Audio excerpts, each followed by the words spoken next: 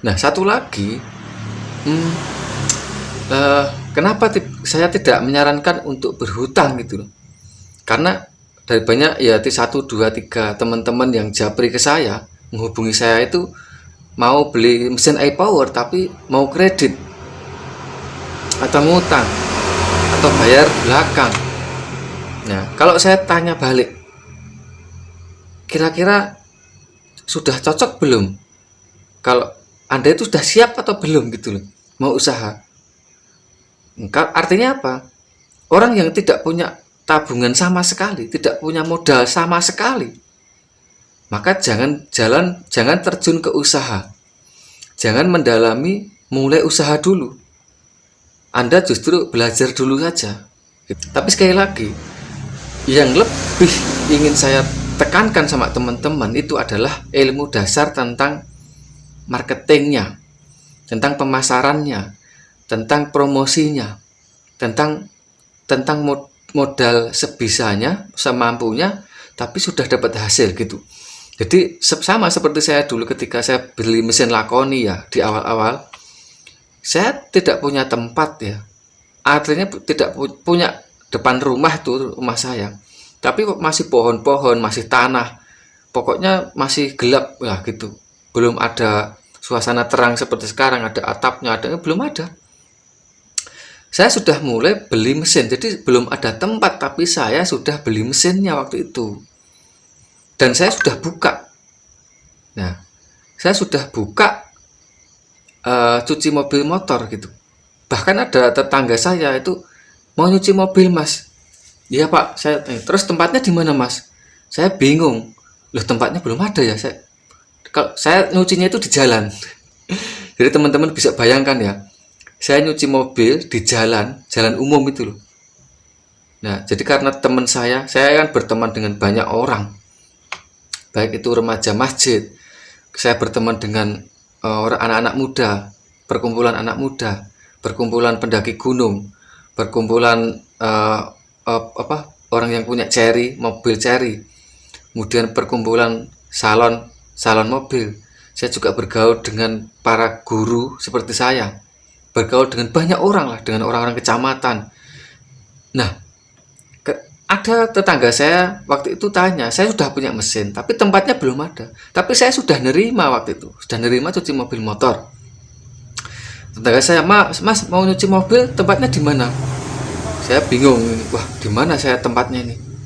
Wah, kalau di jalan aja ya Pak, karena tempatnya belum jadi nih. Ya udah enggak apa-apa di jalan. Saya kasih tarif berapa? Waktu itu 20.000. Cuci mobil 20.000. Sampai sudah selesai, sampai rumah, dia bilang, Mas ini kok tidak dibersihkan di kolongannya, terus kabinnya kok tidak bersih Mas, gimana ini? Terus saya bilang, ya mohon maaf Mas, ngapunten Mas, itu saya baru pemula, jadi belum paham tentang kabin, tentang dashboard mobil, setiran mobil, jok mobil. Nah, jadi saya mau bersihkan pakai air, saya takut tidak kering ya, makanya saya tarifnya masih murah. Dia masih memaklumi kan. Oh ya udah Mas, enggak apa-apa, besok lagi kalau saya nyuci tolong dibersihkan. Saya bilang, oh nggih Pak. Nah, gitu teman-teman. Jadi memang kita itu sebagai pemula, belum punya pengalaman, apalagi saya beli mesin, belum pernah cuci mobil motor, belum pernah buruh di tukang setim, belum pernah. Silikon oil itu apa enggak tahu. Pakai sampo-nya juga sampo Sunlight. Ya, bahkan di video saya yang paling pertama itu video saya itu lihat saya masih pakai Sunlight ya. Artinya apa? Artinya dengan kesalahan-kesalahan itu saya menyadari. Saya belajar dari kesalahan itu ya. Ada juga orang cuci motor itu, Mas ini kok bannya dalamnya belum bersih Mas. Nah, motor trail waktu itu. Terus saya bilang, ya ini kena tanah Mas, karena kan tempat saya belum pakai plester ya, kena tanah waktu itu. Saya udah bersihkan terus kena tanah. Orangnya itu marah-marah, Mas ini kok enggak bersih, gimana tuh Mas? Udah udah ini ditinggal 1 jam enggak bersih. Padahal itu kena tanah lumpur kan, tempat saya kan masih tanah waktu itu ya. Akhirnya saya bilang, maaf Mas ini tadi kena tanah gitu. Ya, oh ya enggak apa-apa Mas, besok kalau nyuci lagi anu ya jangan sampai kena tanah gitu. Ya ya Mas gitu.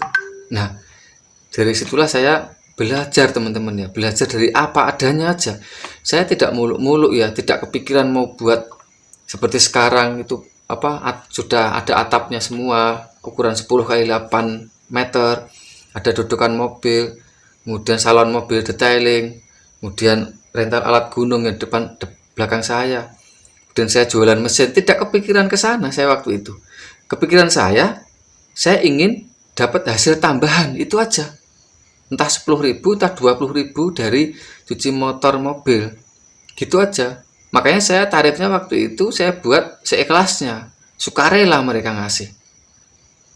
Jadi saya sarankan teman-teman, sekalipun Anda di kota, bagusnya itu tetap merintis membangun itu dari bawah.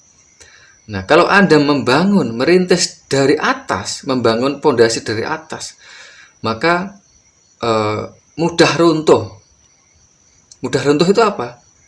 Kalau kalau modal itu yang dikeluarkan besar, tapi hasilnya terlalu sedikit.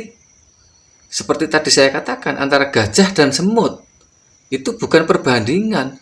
Itu bukan satu yang bisa dibandingkan. Kalau gajah ya sama kerbau, masih bisa. Kalau semut sama kupu-kupu, ya kan gitu.